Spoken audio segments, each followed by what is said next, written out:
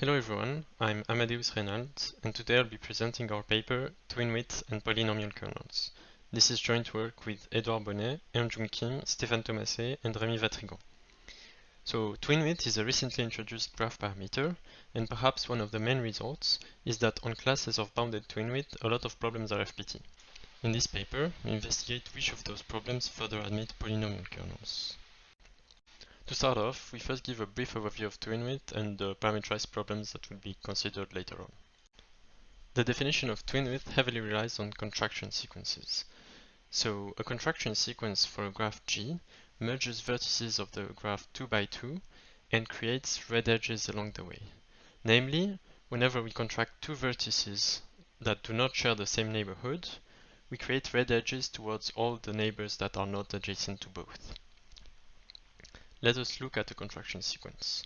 So here we contract EF, then AD, then B to EF, and so on, until we are left with a single vertex. And a decontraction sequence is such a contraction sequence such that the maximal red degree at any point is bounded by D. Then, the twin width of G is defined as the least integer D, such that G admits a decontraction sequence. Now, a lot of classes have bounded twin width, for instance bounded tree width, bounded rank width, bounded queue and stack number classes, proper mile closed, and most importantly for this talk, grids. We now move on to a few parameterized complexity definitions. So a kernel for a parameterized problem Q is a polytime reduction taking instances of Q and producing equivalent instances still in Q, such that the size of the output instance is polynomially bounded in the parameter. Now, vertex cover considers instances Gk and asks whether there is a set of vertices covering all edges of G. In connected vertex cover, we require this solution to be connected, and in capacitated vertex cover, there is a capacity assigned to each vertex, and we require the solution to admit a mapping from the edges to the vertices in the solution that does not send more than the capacity of a vertex edges to itself. Now, k-dominating set considers instances Gk and asks whether there is a set of vertices that dominates so that it's adjacent to the whole V. Now, on classes of bounded twin-width, first-order model checking is FPT given a contraction sequence. In particular, k-independent set and k-dominating set are FPT on classes of bounded twin-width. Now the question is, do they admit polynomial kernels? It was shown in a paper by Bonnet, Genier, Kim, Thomasset, and Vatrigan that k-independent set admits no such kernel on classes of bounded twin-width. Now, we know by a result of Philipp, Raman, and Sigdar, notably, that on sparse classes, k-dominating set admits polynomial kernel. But what about classes of bounded twin-width? This is the main question of this talk, and our main result is that k-dominating set on graphs of bounded twin-width does not admit a polynomial kernel. It does not even admit a polynomial kernel on classes of twin-width 4. On the other hand, we show k to the 3 halves and k squared kernels for connected and capacitated vertex cover, respectively, on classes of bounded twin-width and even on classes of VC density 1. Further results in the paper include the fact that the VC density of the neighborhood system of a graph of bounded twin-width is 1. Namely, there is a function such that for every graph of twin-width at most t and for every vertex set in that graph, the number of distinct neighborhoods in that set is linear in its size. And another result is that we can decide polytime if a graph has twin-width at most 1. We now move on to showing a quadratic kernel for connected vertex cover using the lemma that we also presented on VC density. This is slightly weaker than the k to the 3 halves that we have announced, but this can be tweaked as shown in the paper to get the k to the 3 halves bound. Now we recall the lemma that says that for any graph of bounded twin-width and for any set of vertices in that graph, there are at most a constant times the size of x, distinct neighborhoods in x. So we start the kernel as follows. We take a bounded twin graph G, we take x at 2 approximation for vertex cover. Now, if the size of x is more than 2k plus 1, there is no solution, as there would be too many non-incident edges to cover. So in X, the number of distinct neighborhoods is at most a constant times k. And in particular, note that any vertex outside of X is not adjacent to another by our 2-approx. Otherwise, that edge would be contained in X. Now, our reduction rule is the following. If there is a set S outside of X with identical neighborhood in X, and if that's the size of that set is strictly larger than K, then we delete a vertex of S. The resulting instance is as follows, after applying the reduction rule as much as possible. So we have X, and we have, for any neighborhood of X that can exist, we have at most K vertices corresponding to it. In particular, since X is of size 2K at most, and there are at most a constant times K distinct neighborhoods in X, there are at most a constant times K squared vertices in the resulting instance. But we need to show that this is a kernel. So if the initial instance has a solution, we consider that solution in the resulting instance. If we have not deleted anything from it by applying the reduction rule, then it is still a solution for the resulting instance. If we have deleted a vertex from the solution, then of course the edges corresponding to that vertex are no more, so they need not be covered, but this potentially breaks the connection of our vertex cover. So we can use a twin of that vertex to reconnect the set, and so we replace in the solution that vertex with a twin, which exists since we have deleted it, and this is a connected vertex cover. Now, assume the reduced instance has a solution, let's call it T. We claim that T is also a solution for the initial instance. Now for this, we consider any vertex S that we have just deleted in a step of the reduction rule, and it belongs to a corresponding big S that has the same neighborhood in X. And we show the following, that big S minus S cannot be wholly contained in T. Indeed, it is either of size K plus 1 or more, in which case it would not be, it would exceed the size K that we allow in T, or it is of size K, but if it is of size K, it's equal to T, so our vertex cover for the instance would have to be exactly S, but S is independent because our 2 approximation is X, so any edge of the graph belongs has one endpoint in X. So this yields that S minus S is not in T. So necessarily the neighborhood of S, so to cover all edges of possibly one vertex of S minus S that is not in T, its neighborhood has to be in T. And in particular, S, the small s that we have just deleted, is covered by the solution in G. So this is, and this is still connected, of course, as it was connected in the reduced instance. And this yields that the instances are equivalent. So it is a kernel. And we have also argued that it is of quadratic size in the parameter, and which yields our result, which has to be tweaked a bit to get the k to the 3 halves bound, and can be generalized to a capacitated vertex cover to get a k squared bound. And this applies on any class of the neighborhood system of which has VC density 1. We now move on to our main result, which is that k-dominating set admits no polynomial kernel on classes of bounded twin width, unless a standard complexity theoretical assumption. We first recall the framework for proving such lower bounds. So an OR cross-composition from a language L to a parameterized Q is a reduction running in polynomial time, taking the OR of T equivalent instances of L and outputting an equivalent instance of Q. So we want T instances of L, and we want that if one of the instances is positive, then Q is positive, and if Q is positive, then one of the instances is positive at least.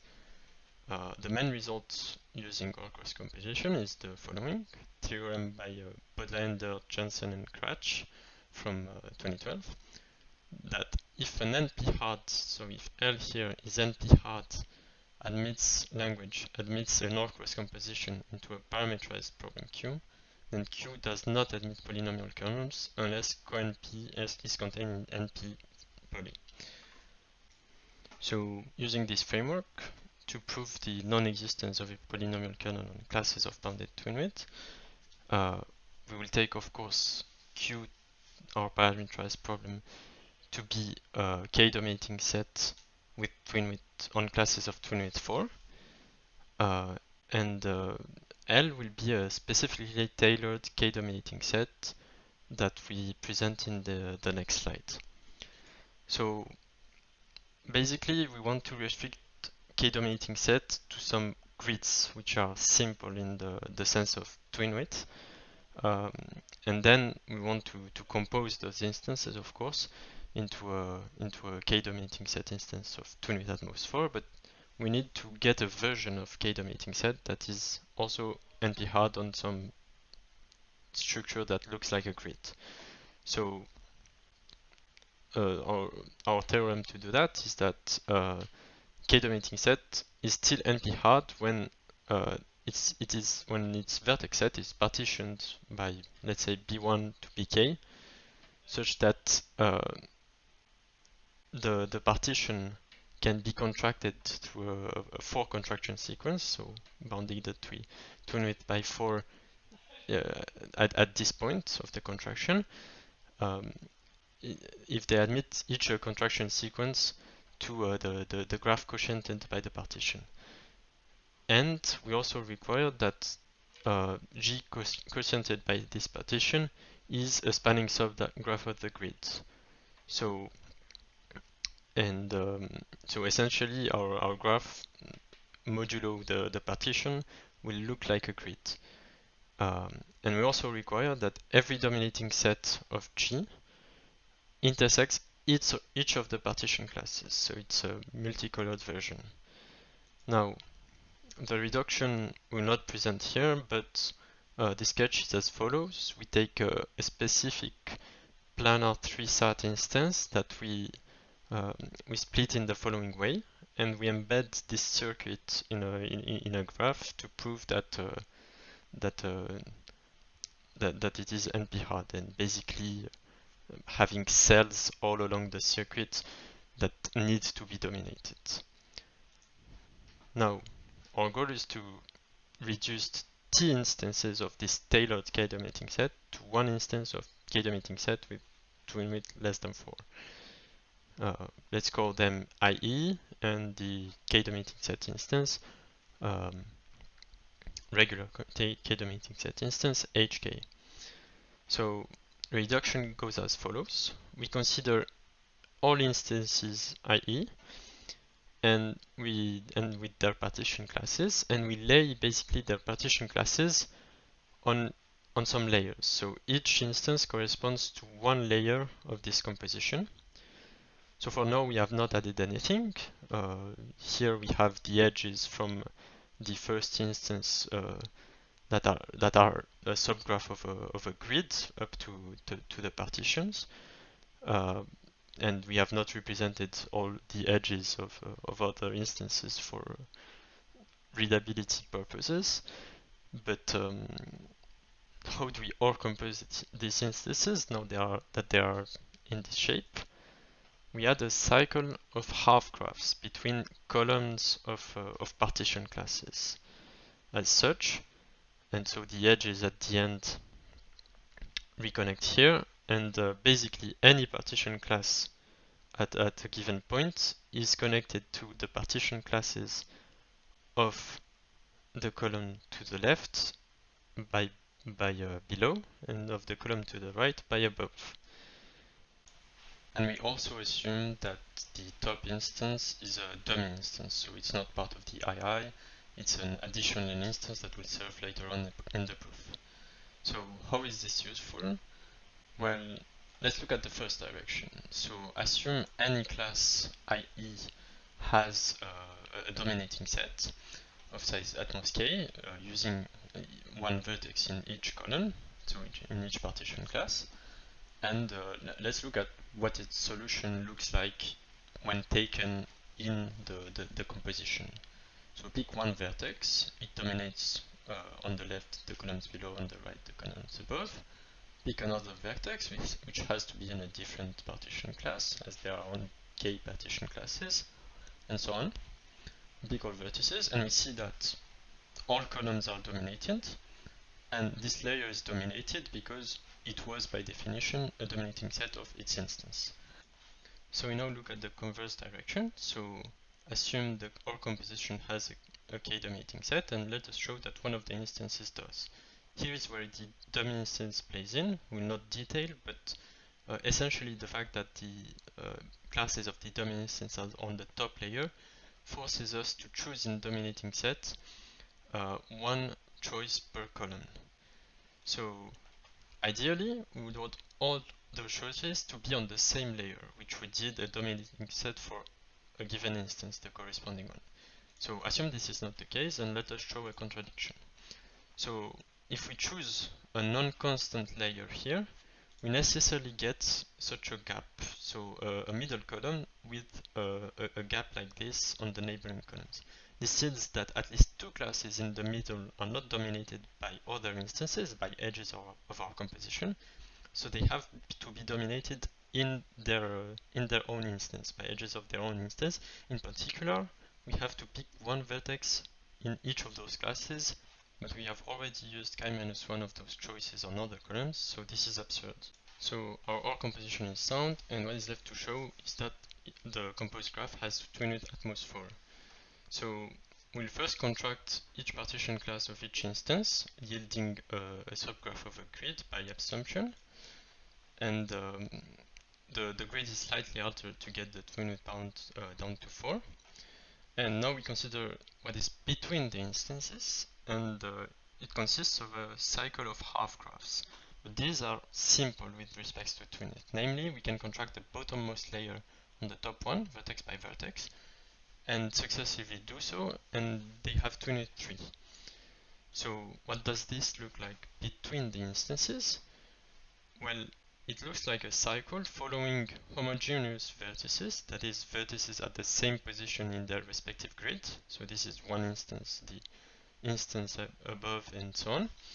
And so it will follow a path here, and essentially we can contract the bottommost, if we can contract the bottommost two instances, while not creating a red degree that is too big, then we can show this by induction that the graph has bounded twin-width.